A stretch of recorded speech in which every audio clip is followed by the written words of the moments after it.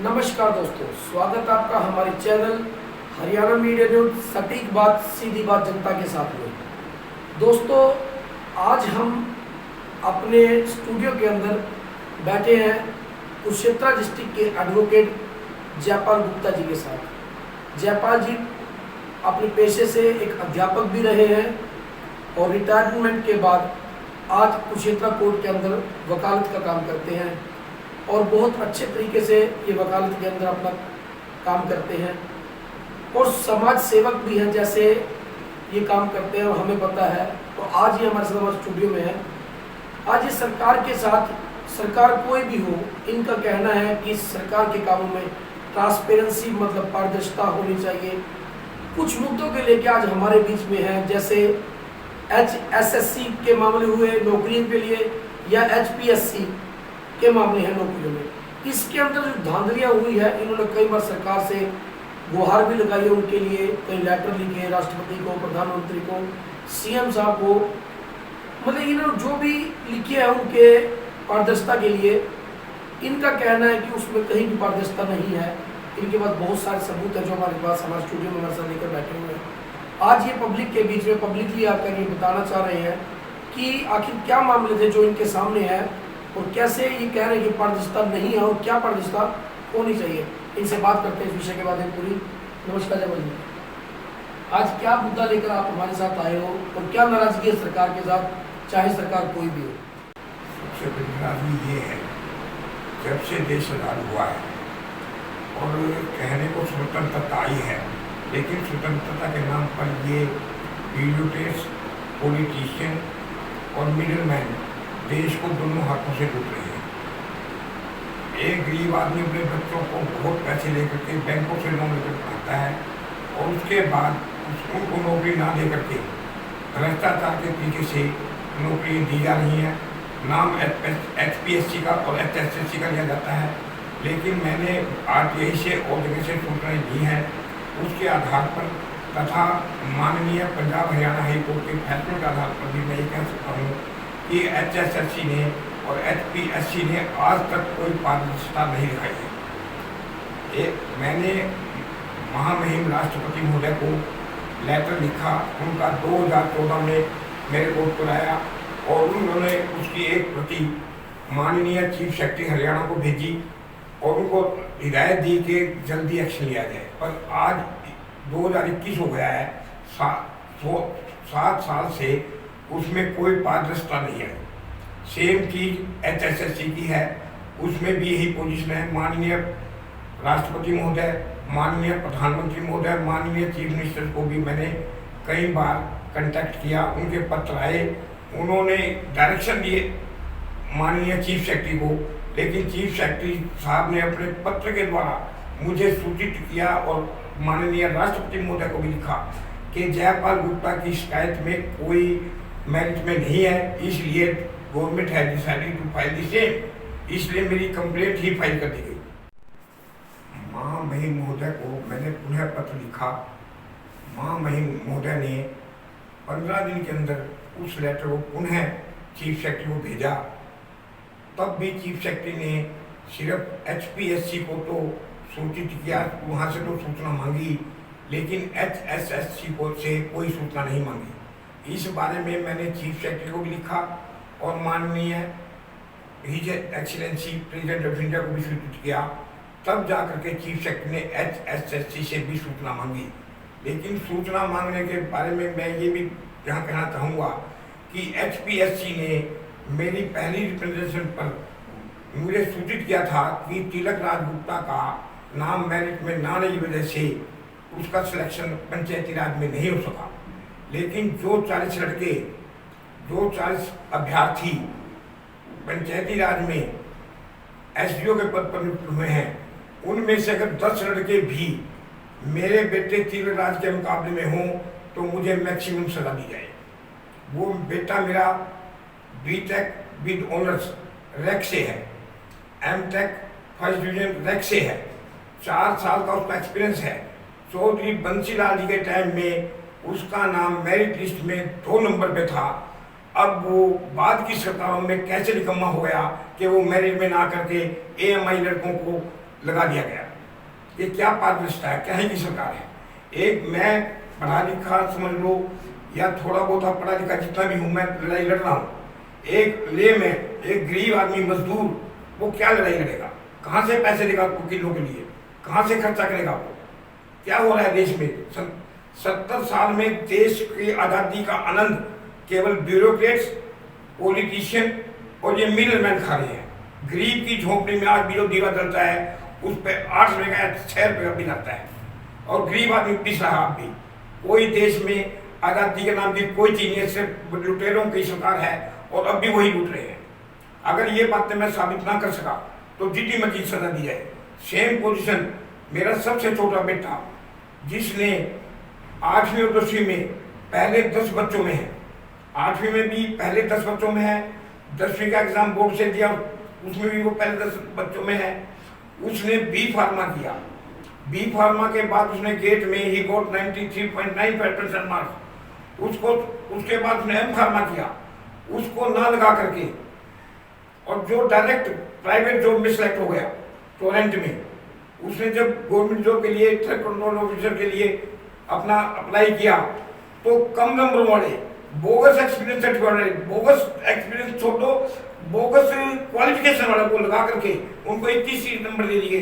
जबकि मेरे बेटे को जो कि हायर क्वालिफाइड था, एम फार्मा था, जबकि वो लड़के सिर्फ बी फार्मा है, उनको नियुक्तियां दे दी 21 नंबर देके जिनके बोगस एक्सपीरियंस सर्टिफिकेट थे। That was held in the CWP number 20/240 और 2009। उसको भी मैंने माननीय लोकायुक्त की अदालत में एप्लीकेशन डाली थी, उन्होंने भी मेरी एप्लीकेशन सिर्फ उन्हीं की बात सुन करके मेरी एप्लीकेशन रिजेक्ट कर दी गई। कारण क्या था कि मैं एक ईमानदार आदमी, ईमानदारी की कहीं भी कोई वैल्यू नहीं है। और अब भी मैं कहता हूँ अगर मेरे बच्चे, मैंने लोन लिया बैंक से 4 लाख का बच्चे को पढ़ाने के लिए, कहाँ से दिया जाएगा वो लोन? एक गरीब आदमी अपने बच्चों को पढ़ाता है, अपनी मजदूरी करके के पढ़ाता है और उनको ना लगा के कम नंबर वाला को पॉलिटिशियन के कहने पर और भ्रष्टाचार से लोग आ जाए। भ्रष्टाचार कब खत्म होगा? सब सरकारें हमने देख ली, बीजेपी, कांग्रेस, इनेलो और पता नहीं कितनी पार्टियां चली गई, कहीं मोर्चा। किस टाइम आजादी आएगी? किस टाइम लोगों को इंसाफ मिलेगा?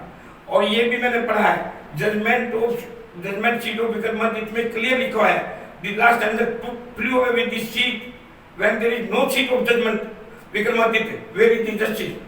I have written these letters to the Honorable Chief Justice of India. उस पर भी कोई कार्रवाई नहीं हुई। और मैंने ये भी पढ़ा है कि वो एक ओल्ड मैन एंड द सी, उसमें दिखता है वो आदमी एक बूढ़ा व्यक्ति दूर समुद्र में, गहरे समुद्र में जाकर के व्हेल मछली का शिकार करता है, लेकिन जब वो किनारे पर पहुंचता है ही गॉट ओनली स्केलेटन, मांस जो है वो नोच जाती है शार्क नाम की मछली।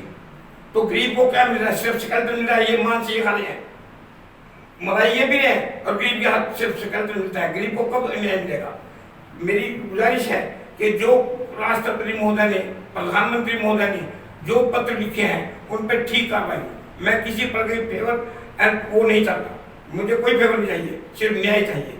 और न्याय मुझे मेरे लिए नहीं, अब जस्टिस फॉर ऑल करते हैं, ये रोज नारे लगा रहे हैं जस्टिस फॉर ऑल, बट वहाँ जस्टिस है, very is justice tell me. मैंने जो जजमेंट सीट ऑफ विक्रमादित्य का उदाहरण दे रहा हूँ, मैंने लिखा है ये, अब मैं लिख रहा हूँ, लेकिन कोई कार्रवाई तक नहीं हो रही। जब राष्ट्रपति महोदय का सन 14 के लिखे लेटर पर 7 साल होने पर भी कोई कार्रवाई नहीं हो रही है, तो गरीब आदमी को कोर्टों में कहाँ तक के खाएगा, कहाँ से करते देगा? वो इतने खर्चे कोर्टों में होते कहाँ से दे पाएंगे? जब मेरे जैसे कि मैं तो लड़ रहा हूँ, लड़ता हूँ तो जीवन है, मैं स्ट्रगल से वो हार नहीं मानता। तो मेरे प्रार्थना ये, इन लेटर्स पे कार्रवाई ना करने वाले अधिकारियों और झूठ रिपोर्ट देने वाले अधिकारियों के खिलाफ कार्रवाई की जाए, और जिन्होंने ये भर्तियां की हैं उस वक्त के चेयरमैन, जो सेक्रेटरी, जो भी हैं, जिन्होंने गलत बातें लिखी हैं, जो भी फैसले किए हैं, उनके ऊपर सख्त कार्रवाई की जाए ताकि लोगों को पता लगे भी ऐसा भी हो सकता है। अदरवाइज ये तो फिर ऐसे ही चलेगा, डॉक्टर न्याय चले गए और हम भी चले जाएंगे, कोई न्याय वाली बात ना रहेगी और कोई सुनवाई नहीं। इसलिए मेरी पुनः प्रार्थना है कि इन व्यक्तियों के खिलाफ जो ब्यूरोक्रेट्स हैं, पॉलिटिशियन हैं, जो इसमें शामिल थे, उनके विरुद्ध सख्त से सख्त कार्रवाई की जाए ताकि आगे कोई ऐसा काम ना करे। मैंने यहाँ तक पढ़ा, एज ए टीचर मैंने पढ़ा है, reward and punishment should be then and there. अगर रिवार्ड देना है, किसी ने ठीक काम किया उसको रिवार्ड दीजिए, अगर किसी ने गलत काम किया है तो उसको पनिशमेंट दीजिए, लेकिन जब पनिशमेंट नहीं मिलती, लाके अपीलों पे अपीलें चलती रहती हैं, केस चलते रहते हैं, उनको तब तक वो आदमी मर जाता है। सेम पोजीशन में जो ओल्ड मैन एंड सी में लिखा उसने, वो बूढ़े आदमी को क्या मिला? ये गॉट ओनली स्केलेटन, न्याय नहीं मिला, वो मर गए। तो मैं ये प्रार्थना करूंगा इस समाज से और इनके समाज के ठेकेदारों से कम बच्चों के साथ, गरीबों के साथ और ज़्यादा खिलवाड़ ना करें, न्याय की तरफ चले। तो जैसे अभी आपने बताया कि 2014-2011 में आपने शायद खत लिखने शुरू करे थे। हाँ। तो जब ये जिस भर्तियों की आप बात कर रहे हो वो किस सन में और किस सरकार के राज में जो कुछ है, इसका भी आपके पास होगा प्रमाण? इसमें मेरा बेटा जो लेक्चरर लगा था नीलोखड़ी, वो चौधरी बंसीलाल जी के टाइम में हरियाणा में उसका नंबर मेरिट में दूसरा था, लेकिन नई सरकार आने पे उसको हटा दिया गया 2014 में। 2014 में तो जब उस वक्त 2002 में 2002 में हाँ लगा था, 98 में लगा था।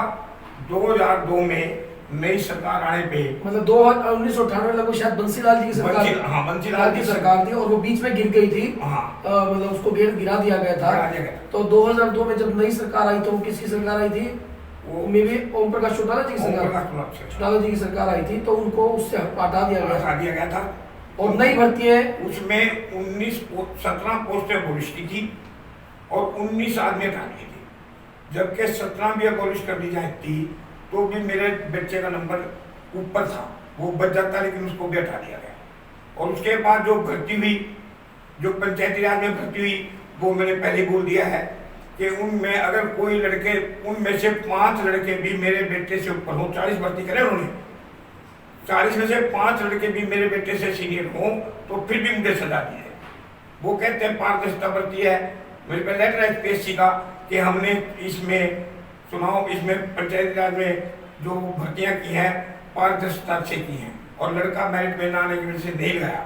अगर वो मेरिट में नहीं था उसका कारण बताया जाए, मैं रिकॉर्ड देने के लिए तैयार हूँ। और राष्ट्रपति के लेटर में भी लिखा है, लेकिन फिर भी कोई कार्रवाई आज तक नहीं हुई।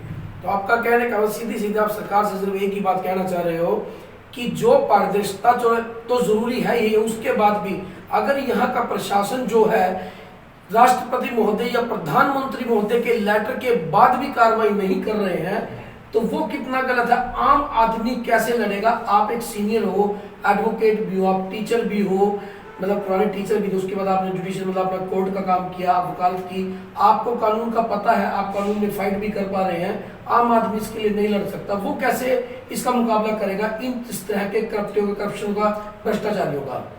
करप्शन बढ़ने का सबसे बड़ा कारण तो हमारा जो चुनाव प्रणाली है वही दूषित है। जात पात पर शराबें पी करके, पैसे खा करके वोटें देते हैं, जिस कारण ठीक आदमी को चुनाव नहीं हो पाता और इसलिए ये भ्रष्टाचारी लोग पड़ते रहते हैं और अपनी मनमानी करते रहते हैं। तो इसके लिए जरूरी है पहले तो चुनाव प्रणाली सुधारी जाए। दूसरा, जो भ्रष्ट अधिकारी है जिसके खिलाफ जब भी शिकायत आती है, action should be taken at that very moment. Reward and punishment should be at that very moment, not to wait for such a long time. आप इंक्वायरी करवा रहे हैं, इंक्वायरी पे इंक्वायरी रहेगी, फिर वो बिल देगा, वो आगे चलता रहेगा, 10-15 साल लगते हैं, इतने वो लोग लगे रहते हैं, वो मलाई खाते रहते हैं, जिसका हक उसको मिलता नहीं। इसलिए जरूरी है reward and punishment should be then and there. All the application, all the petition should be decided immediately. Action should be taken at once, not to wait for such a long time. तो हमारे जयपाल जी का सिर्फ एक ही कहना है सरकार से, सरकार किसी को, इनको सरकार से कोई मतलब नहीं है, इनका सिर्फ एक ही कहना कि जो भी बात हो वो ट्रांसपेरेंसी, पारदर्शिता के साथ हो, चाहे किसी नौकरी का सवाल हो, चाहे किसी की स्टडी का सवाल हो, कहीं भी हो वो पारदर्शिता के साथ हो। अगर कोई अफसर, कोई अधिकारी, कोई सरकारी जन, कोई नेता, कोई भी अगर किसी भी काम के अंदर करप्ट पाया जाता है, उसके खिलाफ फैसला होता है तो उसको पूर्ण तरीके से डिसमिस किया जाए, उसको टर्मिनेट किया जाए, ताकि उस तरह के, मतलब इनका कहना है कि कोई, मतलब इस तरह के अधिकारी हमारे समाज में ना रहे, ताकि इलेक्शंस भी अगर हो तो पारदर्शिता के साथ अगर कोई नेता भी इसके अंदर सम्मिलित पाया जाए तो उनको तुरंत हटाया जाए, समाज से बहिष्कृत किया जाए, उनको दोबारा टिकट ना दी जाए। तो इनकी राष्ट्रपति महोदय, प्रधानमंत्री महोदय और अन्य हमारे यहाँ हरियाणा के CM मनोहर लाल खट्टर जी से भी यही रिक्वेस्ट है कि हर जगह पारदर्शिता की जाए। और पारदर्शिता की बात अगर करें तो जो इन्होंने एप्लीकेशन अब तक लगाई हुई है उनके ऊपर तुरंत कार्रवाई हो।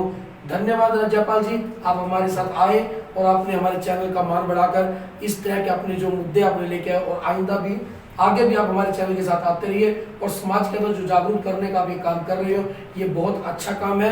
और हमारा जो सोशल वर्किंग कार्यक्रम चलता है हमारे चैनल का कि समाज को जागरूक करने का, हम आगे भी आपको आमंत्रित करेंगे। धन्यवाद आपका हमारे साथ चैनल के साथ बनने के लिए।